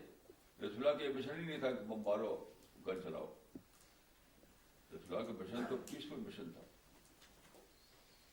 تو نام رکھ رکھا ہے، یعنی رسول اللہ کے نام پر کرتے ہیں، یعنی وہ کام جو رسول اللہ سے کوئی تعلق نہیں. ٹھیک ہے، وجہ کیا ہے؟ بے خبری. تو وہ بالکل جانتے ہی نہیں کہ اس دور میں رسول اللہ کے مشن کو چلانے کے لیے کیا کرنا ہے. آج کی اپرچونیٹیز کیا ہے، اس سے بالکل بے خبر ہے، ٹوٹلی بے خبر ہے. اسے اس طرح کرتے کرتے اس کے لیے ہم نے مثال دی کہ جاپان والے ٹوٹلی بے خبر تھے ماڈرن اپرچونیٹیز سے، تو اپنے کو ہلاک کر رہے تھے. جب وہ جان گئے تو آ گئے دوسری دنیا میں. بڑی اچھی کتاب ہے وہ، جو اب سے کا موٹی سی کتاب ہے وہ جو کتاب کا نام کا اسٹوریز آف جاپان. بہت ایک آدمی نے بہت زبردست اسٹڈی کی وہاں جا کر کے، تب یہ کتاب لکھی ہے. مولانا اگلا سوال حیدرآباد سے ہے زبیر احمد صاحب کا. انہوں نے لکھا ہے مولانا آپ نے ایک حدیث بیان کی تھی کہ آخری زمانے میں جو مومن ہوگا وہ سچا خواب دیکھے گا. برائے کرم اس کا خلاصہ کیجئے کہ اس کا تعلق کس ٹائپ کے خواب سے ہے. مجھے یاد نہیں کا بارے میں کیا تھا. اب سچے خواب کا کوئی میتھمیٹیکل فارمولا تو ہے نہیں، کیونکہ حدیث میں آتا ہے کہ خواب 3 قسم کے ہوتے ہیں. حدیث النفس، تخفف الشیطان بشراب اللہ، یعنی اپنے دل کی بات کو خواب میں دیکھ لینا، اور شیطان کا ڈراوا ہو اس سے خواب آئے، اور یہ اللہ کی بشارت. تو خواب 3 قسم کے ہوتے ہیں. تو اب وہ بہت میں نے اس خواب کے نیچر اس کے کو غور کر کے سمجھ آ سکتا ہے کہ کس کیٹیگری کا ہے خواب، اس کا تینوں کس کا. اس کے لیے کوئی ہارڈ اینڈ فاسٹ رول نہیں ہے. مولانا اگلا سوال کشمیر سے ہے، عرفان احمد صاحب کا. انہوں نے لکھا ہے The way we Muslims distribute Quran and other Islamic literature to non-Muslims, if the same way a non-Muslim missionary gives us a non-Muslim literature, then how should we respond in such a situation? Kindly guide us. Respond کا مطلب کیا respond? مطلب مولانا ایسی situation میں وہ کیا کریں؟ مطلب اس کو لے لیں یا کیسے اس کو رسپونڈ؟ لے لیجیے، پوچھنا کیا ہے؟ خوب لیجیے، خوب دیجیے، خوب لیجیے، یہ پوچھنے کی بات ہی نہیں. آپ جب دے رہے ہیں تو آپ کو لینا ہی پڑے گا. دے رہے ہیں ان کو کرنے دیجیے. دنیا کا روک تو سکتے ہیں آپ. اللہ نے ان کو آزادی دی ہے تو اپنی آزادی کو استعمال کریں گے. آپ اپنی آزادی کو استعمال کریں گے، وہ اپنی آزادی کو استعمال کریں گے. کوئی ریسٹرکشن نہیں لگا سکتے کسی کے اوپر، کوئی روک نہیں لگا سکتے. آپ کریں جو کرتے ہو. آپ جس چیز کو سچ سمجھتے ہیں اس کو آپ کرتے رہیے اور اللہ تعالیٰ سے دعا کرتے رہیے. مولانا اگلا سوال دلی سے ہے، شاہ عمران حسن صاحب کا. انہوں نے لکھا ہے مولانا صاحب میری سمجھ میں یہ نہیں آتا کہ مسلمان پنہ جنم کو غلط مانتے ہیں جبکہ حضرت مسیح کے دوبارہ نزول یا پنہ جنم کو صحیح مانتے ہیں. پلیز آپ اس کو ایکسپلین کریں. نہیں، پورا جنم الگ چیز ہے، حضرت مسیح کا آمد ثانی الگ چیز ہے. دونوں ایک نہیں ہے. پورا جنم تو ایک فلاسفی ہے، اسے سے کوئی تعلق نہیں.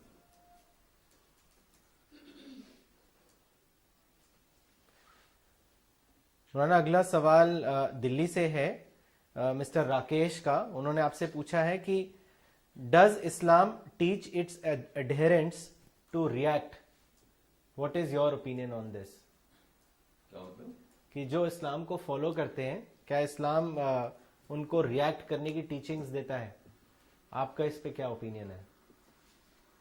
یہاں پہ ریئیکٹ کا مطلب مولانا یہ شاید نیگیٹو سینس میں پوچھ رہے ہیں. یہ تو ہم بار بار کہتے رہے کہ ریئیکشن اسلام میں ہے نہیں. اس کو نیگیٹو ریئیکشن اسلام میں ہے نہیں. آج بھی میں نے اس سے بولا یہ جو واقعہ ہوا یہ that was a negative reaction. تو نیگیٹو ریئیکشن تو اسلام میں جائز ہی نہیں، جائز ہی نہیں.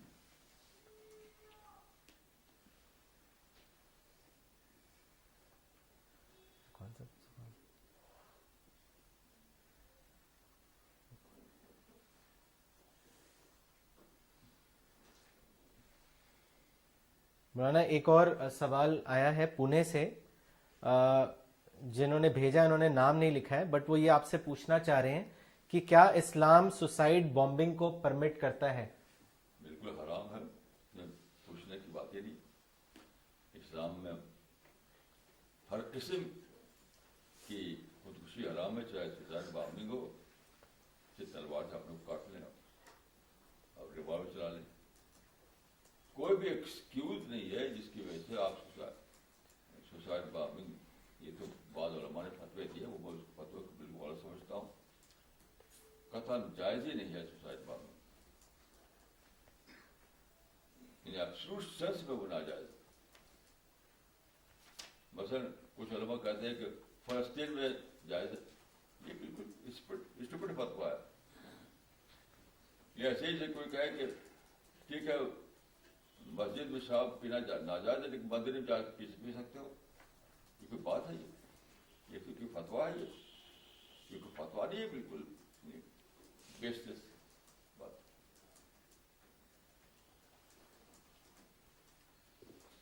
آپ فلسطین میں جا کر تبلیغ کیجیے، یعنی ایک ہی کام آپ کے پاس ہے کہ بم مارے، وہاں قرآن پہنچائے لوگوں کو. ہمارے ساتھی وہاں جا کے قرآن پہنچاتے ہیں. یہ کون سا فتویٰ ہے کہ جا کے وہ اپنے کھڑا کرو اڑے ماڈل؟ یہ کون سا فتویٰ؟ یہ فتویٰ نہیں ہے، تو بالکل سینس لیس بات ہے. کہ فتویٰ سے کوئی تعلق نہیں. آپ فلسطین ہو یا کشمیر ہو یا دنیا میں کہیں بھی ہو، آپ کے لیے اوپن ہے بالکل. آپ جا کے ان کو قرآن پہنچائیے، ان کو دین پہنچائیے، شرٹ بامنے کی ضرورت ہی کیا ہے؟ کیوں اپنے کو مارے؟ آپ تو اپنے کو زندہ رکھ کر کے آپ اللہ کا دعوتی کام کیجیے. مولانا اگلا سوال لینے سے پہلے ایک کامنٹ پڑھنا چاہیں گے جو مولانا عبد الباسط عمری نے بھیجا ہے دوحہ قطر سے. انہوں نے لکھا ہے، مولانا آج پہلی بار شعوری طور پر جانا کہ جیش محمد اور ایسے جیسی مسلمانوں کی جہادی تنظیم دور جدید سے بے خبری کی علامت ہیں. اگر یہ جہادی گروپ دور جدید کو جانتے تو دعوت اللہ کی ٹیمیں بناتے، نہ کہ جہادی تنظیم. مولانا اگلا سوال بہار پٹنہ سے ہے، دانیال صاحب کا. انہوں نے لکھا ہے، دلی بک فیئر میں ایک گروپ کا سٹال لگا ہوا ہے. یہ لوگ اپنے گرو کو پرومسڈ مسیحا سمجھتے ہیں. ہم نے دیکھا کہ ان لوگوں کے اندر مشنری سپرٹ اور ڈسپلن پایا جاتا ہے. مثال کے طور پر ان کے سٹال میں بہت زیادہ ٹرینڈ والنٹیئرز ہیں. اسی طرح ان کے سٹال میں ایک اسپیشل کیبن ہے، اس میں ان کے ایکسپرٹس بیٹھے ہوئے ہیں. سٹال پر آنے والا جو وزٹر ان کے مشن کو سمجھنا چاہتا ہے وہ اس کو کیبن میں لے جا کر کنونس کرتے ہیں. مولانا صاحب میرے دو سوال ہیں اس مشنری اسپرٹ کے پیچھے. پہلا، موٹیویشنل پاور کیا ہے؟ اور دوسرا، کیا ہم کو بھی اسی مشنری اسپرٹ اور اسی ڈسپلن کے ساتھ کام کرنے کی ضرورت ہے؟ آپ کو نمونہ وہاں سے نہیں، کیا ضرورت؟ آپ رسول اور صحابہ سے نمونہ لیجیے. کام تو کرنا ہی کرنا ہے لیکن نمونہ لینا ہے آپ کو رسول سے اور صحابہ رسول سے. باقی ایکٹیویٹی آدمی یعنی فالس کنوکشن سے بھی لوگ ایکٹیو ہو جاتے ہیں. جیسے کہ ابھی مثالیں دیں آپ کو. کسی کا ایکٹیو ہونا یہ کوئی اس کا ثبوت نہیں ہے کہ وہ سچائی کو پایا اس نے. فاسٹ فوڈ کے لیے بھی لوگ بہت زبردست ایکٹیو ہو جاتے ہیں. باقی جہاں تک نمونے کی بات ہے تو آپ رسول اللہ کے زندگی پڑھیے، صحابہ کی زندگی پڑھیے، وہاں آپ کو دائی کا مکمل نمونہ ملے گا کس طرح دعوتی کام کیا جاتا ہے.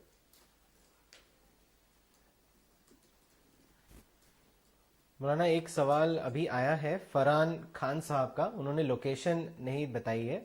انہوں نے لکھا ہے، ان قرآن سورہ النور verse number 55 it is mentioned, God has promised those of you who have attained to faith and to do righteous deeds that of a certainty he will cause them to exceed to power on earth, even as he caused some of those who lived before them to exceed to it.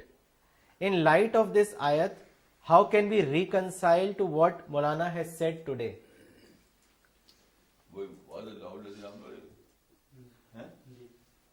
تو reconcile کرنا اس میں وعدہ ہے. یہ تو نہیں کہ آپ گول بنائیں اس کو. امر موعود ہے، امر مقصود نہیں ہے. آپ نے گول بنا رکھا ہے کہ بار بار کہ ہم حکومت قائم کرنا ہے. یہ کہاں لکھا اس آیت میں؟ اس میں یہ کہ اس میں یہ کہ آپ اللہ کی عبادت کریں، اللہ کی عبادت کریں کہ اس کا امکان ہے کہ اللہ تعالیٰ آپ کو تمکین دے دے. وہ بھی ضروری نہیں ہے کیونکہ تمکین ملی بھی اور نہیں ملی. بہت سے باغوروں کو تمکین نہیں ملی. اللہ کا فیصلے سے ہوتا ہے. اللہ چاہے گا تو دے گا, نہیں دے گا. آپ کو جو کام کرنا ہے وہ تو وہی ہے کہ ایمان, عبادت, دعوت, اس پر اپنی کوششوں کو صرف کریں. اس میں یہ کہاں لکھا ہوا ہے کہ حکومت گول بنا کر کے لڑائی چھوڑو؟ یہ کہاں لکھا ہوا؟ یہ تو بہت بڑی وسطوں کی سرکشی ہے ان لوگوں کے جو اس آیت سے یہ نکالتے ہیں کہ حکومت ہمارا گول ہے. تو سرکشی ہے, جو لوگوں کی فلاگنگ ہو گیا فرق میں لوگ. کہاں لکھا ہوا تھا؟ جو چیز امر معود ہے اس کو بطور خود آپ نے بنا لیا امر مقصود. کیسی عجیب بات, کیسی عجیب بات. یہ آیت جو ہے اس میں تمکین کا لفظ ہے. تمکین کو امر معود بتایا گیا, یہ اللہ کی طرف سے آتا ہے. ہمارا گول نہیں ہے. وہ گول جب ہوگا جب کہ آپ ایسے الفاظ نکالیں قرآن میں کہ اقیم دولت الاسلام, اے مسلمان تمہارا فرض ہے کہ حکومت الہیہ قائم کرو. یہ کہاں ہے؟ یہ تو کہیں بھی نہیں. جو سرکشی ہے. مجھے اس پہ ذرا بھی شک نہیں کہ ایسے لوگوں کی آخرت میں فلاگنگ ہوگی. یہ تم نے کہاں سے نکال دیا وہ لوگ جو قرآن میں تھا نہیں. یہ آپ کا حق ہے کہ یہ امر موعود ہے. اللہ تعالیٰ چاہے گا تو تمکین بھی دے دے گا, چاہے گا تو نہیں بھی دے گا. جیسے کہ بہت سے لوگوں کو نہیں ملی, بہت سے انبیاء کو نہیں ملی. باقی اس کو گول بنانا اور لڑائی چھیڑنا اور لوگوں کو مار کاٹ کرنا, یہ تو بالکل سرکشی کی بات ہے. مولانا اگلا سوال کشمیر سے ہے, شاد حسین صاحب کا. انہوں نے لکھا ہے, Maulana you have unfolded the meaning of the Quranic word leader of mankind. Your explanation provides a key to understand the divine plan of contemporary developments. Why Muslim thinkers remained ignorant from this for so long. دیکھیے یہ ایک کوانسیڈنس تھا تاریخ میں, کو incidence, جو بات ایک ساتھ آئی. یعنی ماڈرن جو ایج ہے وہ آیا, اسی کے ساتھ ساتھ کولونیلزم آ گیا ساتھ ساتھ. یعنی مسلمانوں اس وقت امپائر دنیا میں تھی 18ویں صدی تک, جگہ جگہ مغل امپائر, یعنی آٹومان امپائر. تو یہ سارے امپائر جو تھے وہ توڑ دیا ان لوگوں نے. تو ایک کوانسیڈنس تھا, وہ الگ چیز تھی, وہ الگ چیز تھی. ماڈرن جو ایج آیا تھا وہ ایک الگ ایج تھا. اسی کے ساتھ ساتھ یہ ایک نیا فنامنا آیا کہ کچھ لوگوں نے یعنی ابھرے, یورپ سے ابھر کر کے ایشیا اور افریقہ میں اپنے حکومت قائم کر لی. تو نیگیٹو ہو گئے لوگ, سوچ نہیں پائے کہ ایک دوسرا پہلو ہے, وہ ایک الگ چیز ہے, یہ الگ چیز ہے. دونوں کو الگ کر کے نہیں دے سکتے, دونوں کو الگ کر کے نہیں دے سکتے. They fail to differentiate between the two. یہ ہے بیسک وجہ. اس آفیسر بھی جیتنے لگے کہ ہمارے حکومتوں کو توڑ دیا انہوں نے, ہمارے امپائر کو ختم کر دیا, انہیں لڑنا, ان سے لڑنا. لیکن ہے کہ اس سے انہیں کافی لوگ ہے کہ ماڈرن ایج ایک بیسک لایا, اپرچونیٹی لایا, مواقع لایا گا, اس کا ہم اویل کرنا, اس سے بے خبر ہو گئے. وہی تو ہوا جو جاپان میں ہوا. جاپان والے بے خبر تھے. تو جاپان میں ایسے لیڈر پیدا ہوئے. خود جو ہیروہیٹو تھا, ہیروہیٹو بہت زبردست پڑھا لکھا آدمی تھا, جو کنگ آف جاپان اس وقت تھا. اس کی اسپیچ آپ دیکھیں, اسی کتاب میں اس کی اسپیچ دی ہوئی ہے. اسے لیڈ کی. مسلم دنیا میں کوئی ہیروہیٹو جیسا آدمی پیدا نہیں جو لیڈ دے, لیڈ. اسے لیڈ دیا, بہت ٹائم پر لیڈ دیا کہ دیکھو کرنے کا وہ نہیں یہ ہے. تو ہمارا کوئی ایسا پیدا نہیں, وہ جو لیڈ تھے, کیونکہ سب آپسیشن میں جیتے رہے. وہی ہائے حکومت, ہائے حکومت, ہائے حکومت. تو یہ وجہ تھی میرے لیے. مولانا اگلا سوال کراچی پاکستان سے آیا ہے, عبد اللطیف صاحب کا. انہوں نے لکھا ہے, مسلمان خودکشی جو کہ علماء کے ذہن سازی کی وجہ سے کرتے ہیں، اس لیے وہ قابل مواخذہ نہیں ہیں. اس کے بارے میں آپ کیا کہیں گے؟ نہیں یہ بات غلط ہے، تو مواخذہ تو نہیں ہے. یعنی پہلی ذمہ داری بلا شبہ علماء پر ہے جو اس طرح کے ذہن بنایا انہوں نے، لیکن وہی پکڑ جائیں گے، دونوں پکڑ جائیں گے. ایسا نہیں کہ ایک پکڑا جائے دوسرا چھوڑ دیا جائے. نگیٹو تھنکنگ پیدا کی علماء نے، رہنماؤں نے، ہمارے سارے لکھنے بولنے والے نگیٹو تھنکنگ کچھ بڑا بڑا کر لوگ یہ سب کر رہے ہیں، لیکن پکڑے جائیں گے دونوں. ایسا نہیں کہ ایک چھوڑ دیا دوسرا پکڑا دیا. مولانا اگلا سوال رائے پور سے ہے، ادریس صاحب کا.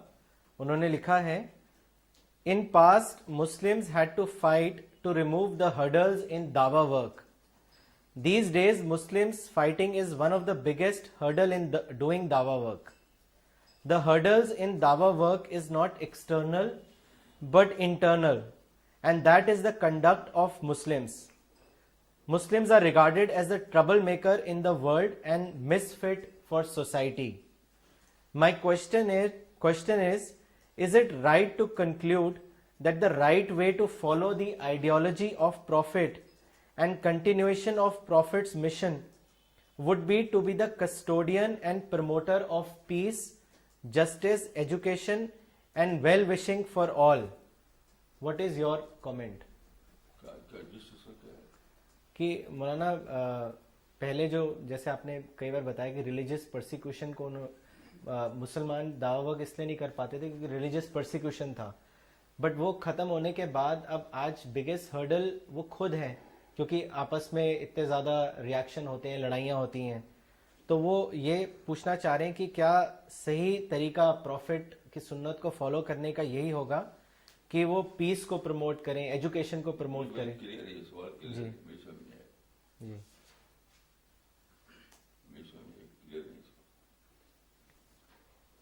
مولانا دوسرا سوال لیتے ہیں جو خالد انصاری کا ہے، نوئیڈا سے.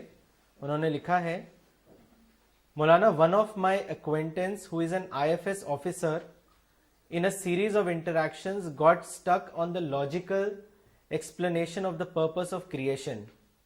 I managed to open one of your lectures that you delivered few months ago.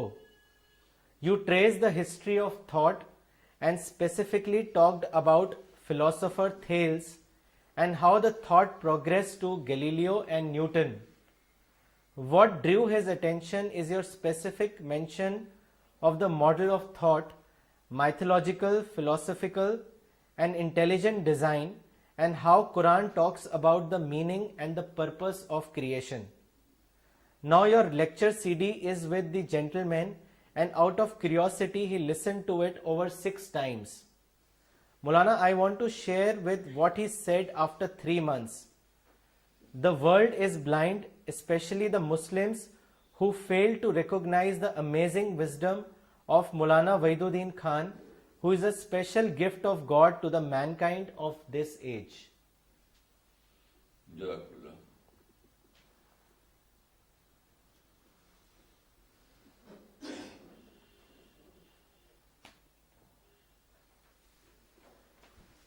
Okay, we will end this session now. Thank you.